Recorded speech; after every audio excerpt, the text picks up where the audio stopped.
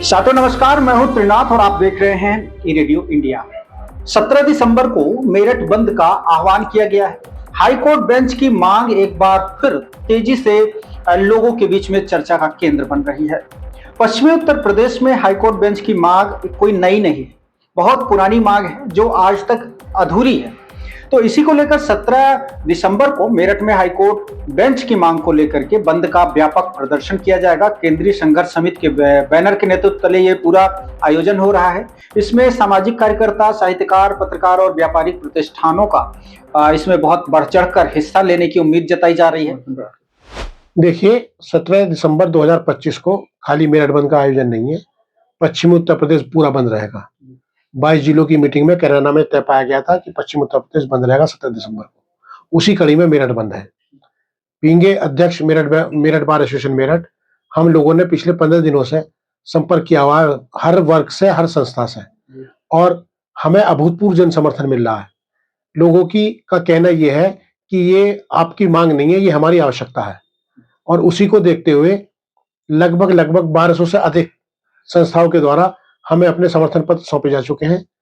वो अधिकतर व्यापारी हैं, विभिन्न वर्गों के लोग हैं, सामाजिक संगठन है, राजनीतिक संगठन है, सभी संगठन हमारे साथ हैं और हमें पूरी उम्मीद है कि 17/12/2025 को अभूतपूर्व बंद होगा पश्चिम उत्तर प्रदेश, और जिसमें मेरठ जो है अग्रणी भूमिका निभाएगा। दरअसल ये कोई नई मांग नहीं है। हाईकोर्ट बेंच की मांग का इतिहास दशकों पुराना है। 1980 में पश्चिमी यूपी के वकीलों ने मेरठ में हाईकोर्ट की खंडपीठ स्थापित करने को लेकर बड़ा आंदोलन छेड़ा था।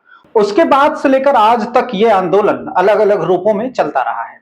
इसी बीच कई सरकारें आई और कई सरकारी चली। चुनावी वादे हुए, प्रस्ताव पास हुए, लेकिन जमीनी हकीकत जस की तस रही। इतिहास पर नजर डालें तो पहले बनारसी दास सरकार और फिर पूर्व मुख्यमंत्री मायावती के कार्यकाल में भी हाईकोर्ट बेंच स्थापना के प्रस्ताव पारित कर केंद्र सरकार को भेजे गए थे, लेकिन केंद्र की ओर से कोई ठोस निर्णय नहीं आया। यही कारण है कि पश्चिमी यूपी में असंतोष लगातार पनपता जा रहा है। देखिए, तैयारी की दृष्टि से आज हमने जनरल हाउस की मीटिंग बुलाई थी। सभी अधिवक्ताओं को उसमें हमने अपनी जो रणनीति और जो उनके कार्य हैं उसके संबंध में चर्चा की और उन्हें अवगत कराया।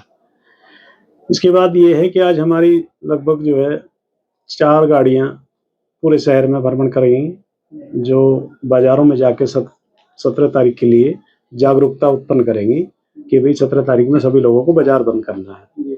दूसरा जो 17 तारीख का है, 17 तारीख का मुख्य रूप से हमारा जो आंदोलन की जो रूपरेखा है, हमने जो लगभग 32 पॉइंट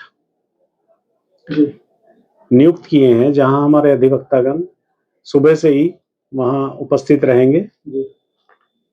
इसके अलावा हमने 8 टीमें बनाई हैं जो पूरे शहर में 8 जोन में बांट के हमने उसका उन्हें जिम्मेदारियां दी हैं। वो 8 टीमें उनका पूरा जिम्मेदारी संभालेंगी कि कोई भी किसी भी तरह की कोई अव्यवस्था ना हो और व्यवस्थित तरीके से शांतिपूर्वक ये बंद संपन्न हो सके, जिसके लिए अध्यक्ष जी को बुढ़ाना गेट का क्षेत्र दिया गया है और मेरे पास बेगमपुर और सदर बाजार, बॉम्बे बाजार, ये पूरा क्षेत्र है। बाकी इसी तरह से गंगानगर का क्षेत्र बांटा गया है, शास्त्री नगर, हापुड़ अड्डा, बागपत अड्डा, इसी तरह से हमने टीमें बनाई है। और हमें क्योंकि समर्थन इतना मिल रहा है, इसलिए मुझे उम्मीद है कि हम लोगों को किसी भी तरह की कोई परेशानी का सामना नहीं करना पड़ेगा। मेरठ बार एसोसिएशन के महासचिव सवाल उठाते हैं कि जब महाराष्ट्र की कोल्हापुर पीठ केवल 6 जिलों के लिए बनाई जा सकती है, जहां मुकदमों का बोझ यूपी से कहीं कम है, तो फिर पश्चिमी यूपी की उपेक्षा क्यों? उनका कहना है कि इलाहाबाद हाईकोर्ट पर मुकदमों का भारी दबाव है और इसमें 55% से अधिक मामले अकेले पश्चिमी यूपी के हैं। इसके बावजूद यहाँ की जनता को न्याय के लिए सैकड़ों किलोमीटर दूर इलाहाबाद जाना पड़ता है, जबकि दिल्ली, पंजाब, हरियाणा, उत्तराखंड और हिमाचल प्रदेश के हाईकोर्ट भौगोलिक रूप से कहीं ज्यादा नजदीक हैं। सबसे बड़ा सवाल यह भी है कि जब राज्य और केंद्र दोनों जगह एक ही पार्टी यानी भाजपा की सरकार है, तो फिर इस जायज मांग को पूरा करने में इतना वक्त क्यों लग रहा है? कौन सी बाधा आ रही है? जानकारों के अनुसार पश्चिमी यूपी में हाईकोर्ट बेंच की स्थापना के लिए केवल केंद्र सरकार का एक फैसला काफी है। इसके लिए न तो प्रदेश सरकार से किसी प्रस्ताव की आवश्यकता है और न ही हाईकोर्ट के मुख्य न्यायाधीश की अनुमति की। केंद्र सरकार इस विषय में अटॉर्नी जनरल की विधिक राय पहले ही प्राप्त कर चुकी है। एक समय फाइलिंग शुरू करने की अधिसूचना भी जारी हुई थी। मेरठ कचेरी परिषद की हेरिटेज बिल्डिंग में ई सेवा केंद्र शुरू करने की तैयारी हुई थी, लेकिन ई कोर्ट शुरुआत से पहले हाई कोर्ट ने इस व्यवस्था पर रोक लगा दी। इस निर्णय के बाद से हाई कोर्ट के बेंच की स्थापना को लेकर के बहुत मजबूती से लोग सामने आए। आज स्थिति यह है कि प्रभावी राजनीति नेतृत्व के अभाव में यह आंदोलन मुख्य रूप से वकीलों तक सीमित रह गया है, जबकि सस्ता, सुलभ और त्वरित न्याय आम जनता की सबसे बड़ी जरूरत है। जनता की आवाज को मजबूती से संसद तक पहुंचाने वाले नेतृत्व की तलाश अभी भी जारी है। 17 दिसंबर को मेरठ बंद के जरिए पश्चिमी यूपी एक बार फिर केंद्र सरकार को यह याद दिलाने जा रहा है कि यह सिर्फ एक मांग नहीं, बल्कि करोड़ों लोगों के न्याय से जुड़ा हुआ सवाल है और इस आंदोलन को निर्णायक मोड़ देने की तैयारी की जा रही है।